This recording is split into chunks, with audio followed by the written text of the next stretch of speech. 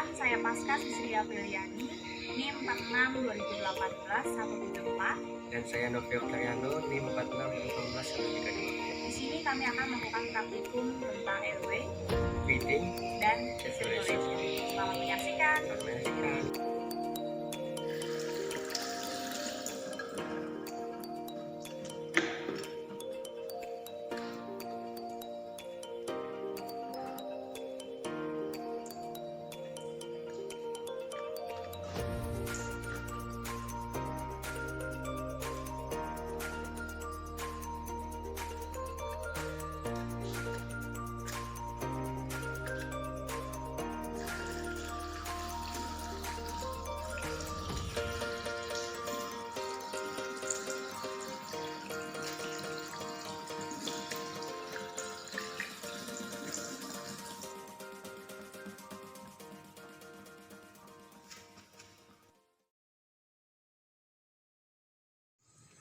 RW atau pengkajian awal pada jalan nafas dilakukan untuk menjaga kepatenan jalan nafas.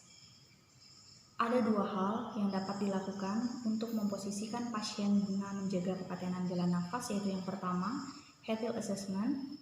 Jadi, kepala diposisikan terangkat, dagu ke atas, tujuannya agar jalan nafas menjadi paten. Kemudian yang kedua, bila pada leher terjadi cedera servikal, maka bisa dilakukan JFRAS atau pada bagian dagu. Pastikan jangan menarik bagian dagu atau kepala seperti asesmen tadi karena akan memperparah cedera yang sudah ada. Tindakan selanjutnya, kita dapat melihat saluran di jalan nafas, apakah ada sumbatan atau tidak menggunakan vinibros. Dimasukkan ke dalam mulut, kemudian lakukan vinibros di leher, diputar. Jika ada sumbatan atau benda asing, ambil dan buang ke dalam bengkok. Selanjutnya, jika terdapat cairan, bisa dilakukan section.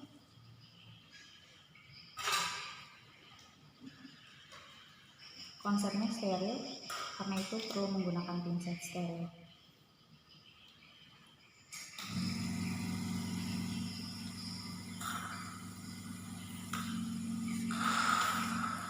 Dilakukan selama 10-15 detik dan boleh diulang sampai saluran di jalan nafas terlihat bersih.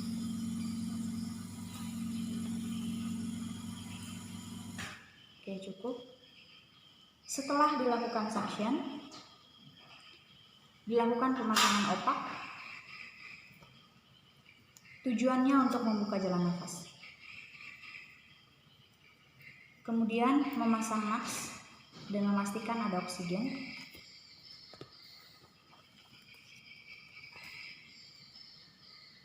Cara memegang membentuk huruf C.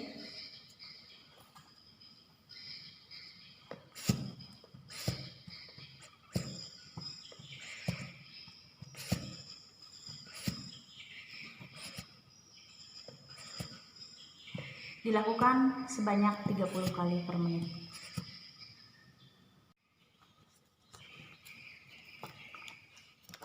Kemudian kita melakukan pengecekan pada saturasi oksigen menggunakan alat bantu oximetri.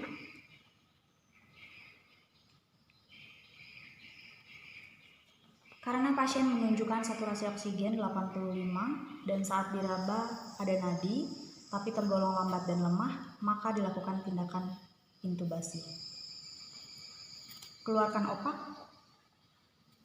silahkan ditarik, cukup satu arah, tidak perlu diputar. Tindakan intubasi menggunakan beberapa alat seperti laryngoscope,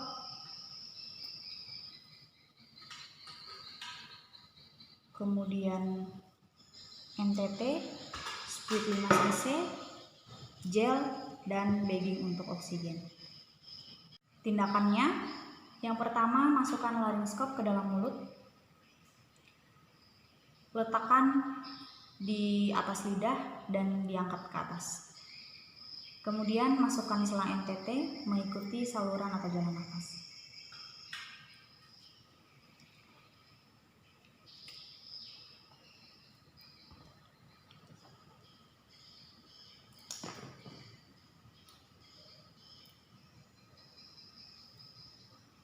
Setelah selang NTT terpasang, lepaskan laringskop. Oke. Kemudian lakukan fiksasi untuk selang NTT.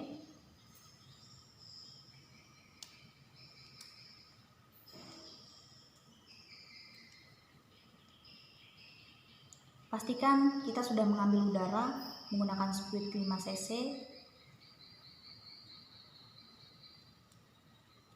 Oke. Setelah itu, berikan oksigen.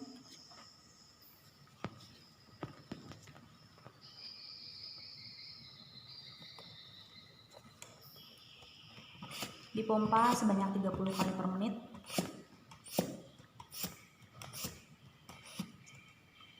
Cukup. Setelah oksigen diberikan, selanjutnya lakukan fiksasi. Buka sarung tangan,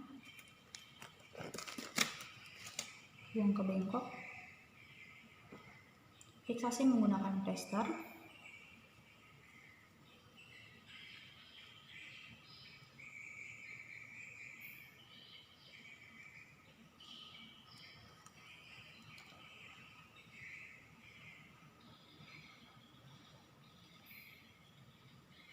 Lilit terlebih dahulu, kemudian tempelkan ke bagian pipi.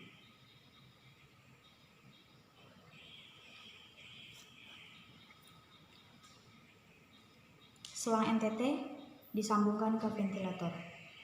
Setelah semuanya selesai, maka lakukan kembali pengecekan saturasi oksigen menggunakan alat bantu yang tadi. Terakhir, cek nadi pasien.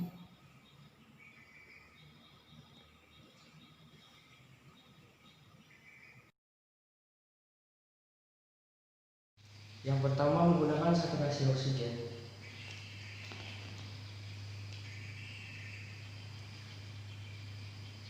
Jika saturasi oksigen menunjukkan di bawah 90%, maka dilakukan pemasangan masker oksigen.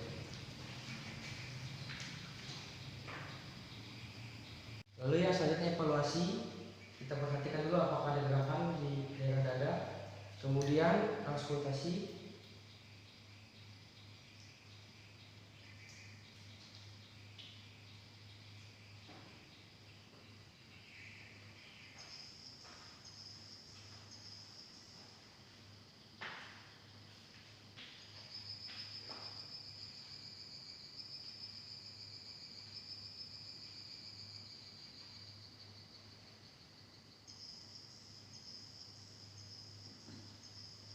Perkusi,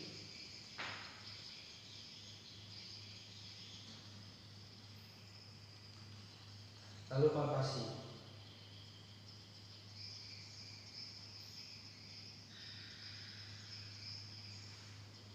Jika ditemukan tension termotorak, maka akan dilakukan needle bed compression dan selanjutnya reevaluasi. Yang ketiga yaitu ada pengkajian sirkulasi, tujuannya untuk mengetahui risiko shock dan perdarahan. Pengkajian awal dilihat dari dua hal. Yang pertama, tanda-tanda adanya perdarahan, dan yang kedua, adanya tanda-tanda shock. Yang pertama, tanda-tanda perdarahan dapat dilihat dari tekanan darah, kemudian respirasi, apakah pasien masih bernafas, kemudian nadi. Biasanya pada pasien perdarahan ringan, tekanan darah cenderung normal, namun nadi dan respirasi meningkat. Nadi lebih dari 100 kali per menit, sedangkan respirasi 20-30 kali per menit. Jika perdarahan sedang sampai berat, maka tekanan darah cenderung menurun, sedangkan nadi dan respirasi terus meningkat. Kemudian yang kedua, ada tanda-tanda shock pada pasien dapat dilihat dari yang pertama, wajah pasien nampak pucat. Kemudian lihat kuku pasien, apakah terdapat kebiruan. Kemudian rasakan akal, apakah teraba dingin. Kemudian bagian kaki, lihat apakah ada kebiruan. Kemudian rasakan akal, apakah teraba dingin. Selanjutnya nadi. Pada pasien shock, nadinya cenderung lambat.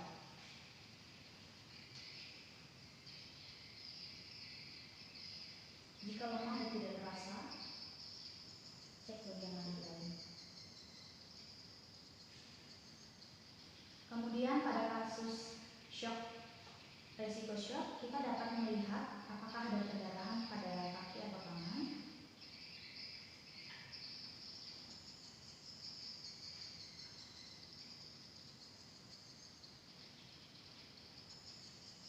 Jika ada pendarahan, maka lakukan 3T, tutup, tekan, tinggikan. Pada pasien dengan masalah sirkulasi, biasanya cairan tubuh akan berkurang, maka perlu dipasang infus. Untuk infus pada kasus emergensi menggunakan infus gel dengan jarum besar dan dipasang 2 jalur. Gunakan cairan kristeroid 37-40 derajat. Fungsinya untuk mempertahankan pemecahan cairan tubuh. Bila masih kurang,